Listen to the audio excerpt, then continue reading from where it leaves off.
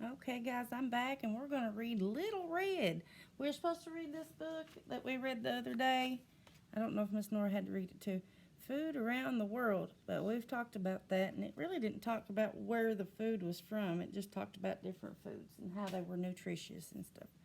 So, let's read Little Red because it's fun. We like it.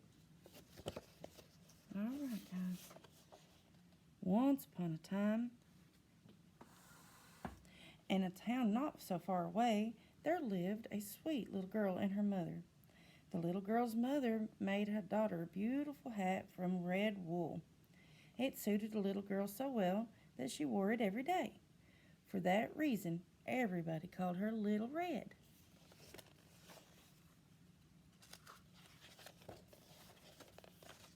And this story is a little different than what we're used to, by the way. One day, her mother told Little Red that her grandmother was sick in bed with a cold. She handed her a basket to take to grandmother. In the basket, there was a jar with some soup and fruit and bread. Little Red set out immediately to go to her grandmother's, who lived across town. To get there, she had to go through the woods. On her way, she met with a wolf. Mm-mm-mm. The wolf asked Little Red where she was going. Not knowing that the wolf was a dangerous wolf, she answered, "I'm going to see my grandmother who lives behind the movie theater." "Well," said the wolf, "and I'll go this way and I'll go that way, you go that way, and we'll see who gets there first."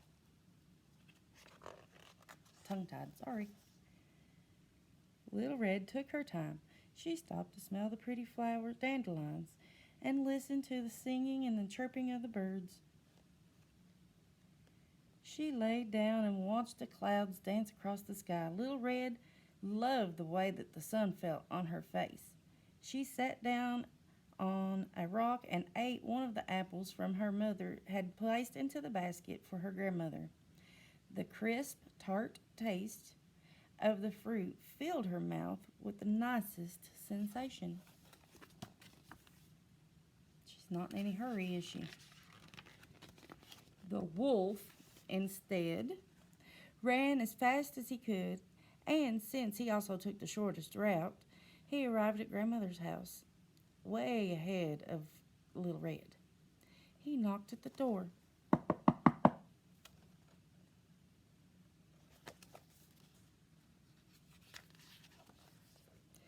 "Who's there?" cried grandmother from her bed. "It's me, Little Red," replied the wolf, trying to disguise his voice. Grandmother was delighted that her granddaughter had come to see her.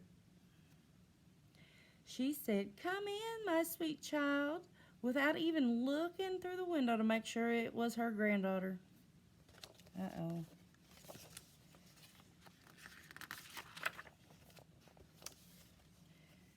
The wolf opened the door and immediately grabbed the grandmother, tied her up with her belt and robe, and then tossed her into the closet. Lord, that poor granny, she's going to be so sore. Then he took one of her nightgowns and put it on and climbed into the bed, and he anxiously awaited for the arrival of Little Red. I'm afraid what he's going to do. After some time, Little Red knocked on the door. "Who's there?" cried the wolf, again disguising his voice. Little Red, hearing the big voice of the wolf, was worried. She thought to herself that Grandma's cold must have been worse than she thought, had her voice hoarse. "It is your granddaughter, Little Red."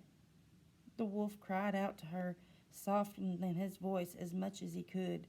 "Come in, sweet child." Little Red opened the door and headed straight for her grandmother's bedside. As she got closer to the side of the bed, she was frightened. Her grandmother didn't even look like herself. The cold must have made her eyes look strange, and her nose was several times its normal size. Thinking that her grandmother's ears must have also been stopped up, she moved closer and said in a loud voice, "Grandmother, you don't look like yourself. What big eyes you have." all the better to see you with, my dear.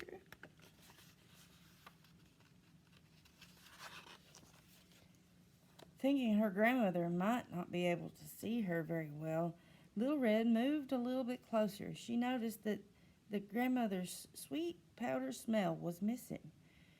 Grandmother, you don't smell like yourself.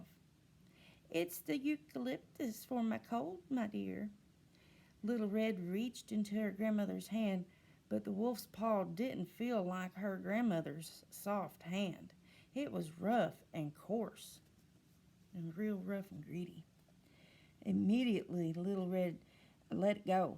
She moved a little bit closer and surveyed her grandmother's face more carefully. Grandmother, what big ears you have! All the better to hear you with, my child. Grandmother, what big teeth you have!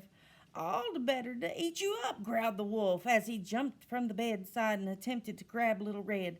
Little Red jumped away, and this just in a nick of time. Thankfully, the wolf, in his haste, got tangled up in Grandmother's nightgown.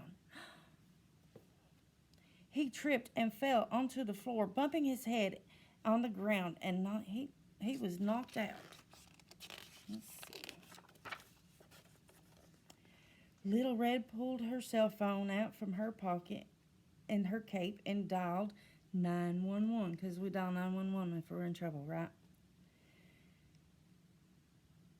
After she told the operator what had happened, she began to look for her grandmother. She glanced around the room. Her grandmother was nowhere in sight.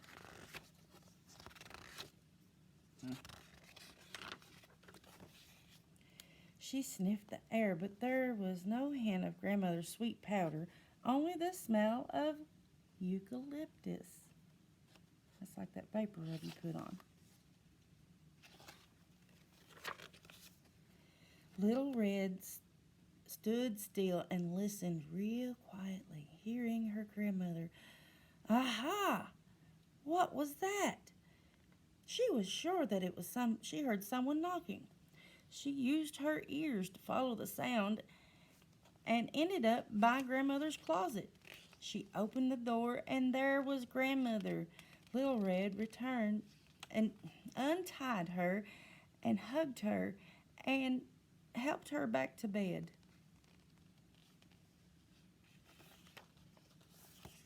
I'm a little slow reading upside down. As Little Red watched the animal obedience school officer haul the wolf out of the wagon, and she thought to herself, I sure learned an important lesson today. I will always trust my senses. That wolf didn't sound like my grandmother. He didn't look like my grandmother. He didn't smell like my grandmother. And he sure didn't feel like my grandmother. He was an imposter. My senses told me that.